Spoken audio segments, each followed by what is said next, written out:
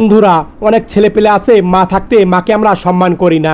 এই মা চা বানিয়ে ছেলেকে ডাকছে, বাবা ওঠ চাটা খেয়ে নে। এক পর্যায়ে ছেলে একটু তাকালো আর মা পাশে বসলো, আর পাশে বসে তখন ছেলের মাথায় হাত বুলাচ্ছে, বাবা ওঠ, উঠে চাটা খেয়ে নে বাবা।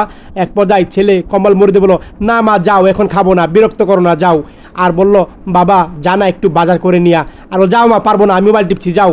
এভাবে কথা বলল। আর মা ছেলেকে খাবার দিল। ছেলে দেখতে পেল মা খাবার দিয়েছে।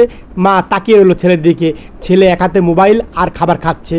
এক পর্যায়ে খাবার খেতে খেতে এই ছেলেটা হঠাৎ করে খাবার ভালো লাগলো না, বলল, কি রান্না করেছো, ভালো লাগলো না, খাবার খাবো না, যাও নিয়ে যাও। আরে বাবা খেয়ে যা না, বাবা খেয়ে যা। আর তখন মা বসেছিল, ছেলে বাইরে যাবে, বাবা এই জায়গায় একটু বস না, সারাদিন শুধু দৌড় ধাপ পারিস, একটু মার কাছে বস।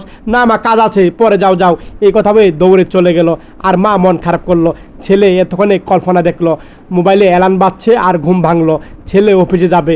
আর তখন চা বসিয়ে দিল আর কাপড় চোপড় ধুচ্ছিল ওই ছেলেটা। আর এক পর্যায়ে তখন দৌড়ে চুলা পাড়ে গেল, চাটা পরেই যাচ্ছিল। ছেলেটা ধরে ধরে পাতিলটা নামাবে, নামাতেও পারছিল না। এক পর্যায়ে কাপড় দিয়ে তখন এক পর্যায়ে পাতিলটা নামালো, বাটি ধুলো ছেলেটা, চা রেডি করলো। এক পর্যায়ে অফিস থেকে চলে আসলো। এই ছেলেটা অফিস থেকে আসলো, দরজাটা লাগাচ্ছিল, হঠাৎ করে লাগাতেই ছেলেকে ডাকলো, খোকা এসেছিস? আর তখন তাকালো, দেখতে পেলো পুরা ঘর শূন্য। মা তো অনেক আগেই না ফেরা দেশে চলে গিয়েছে। ছেলেটা মার কথা ভীষণ মনে পড়ছে। এক পর্যায়ে মার জন্য হাউমাউ করে ছেলেটা কাঁদছে। মা থাকতে মাকে অসম্মান করেছি, মাকে কত কষ্ট দিয়েছি, মার কথা একদম শুনিনি। আজ মা নেই, সব কষ্ট আমারই করা লাগে, রান্না বাড়ি কাপড় চোপড় ধোয়া। আর কেউ বলে না বাবা খেয়েছিস, বাবা কোথায় যাচ্ছিস, এগুলা বলার আর কেউ নেই। এই কথা মনে পড়ছে আর ছেলেটা কান্না করছে, অঝরে কান্না।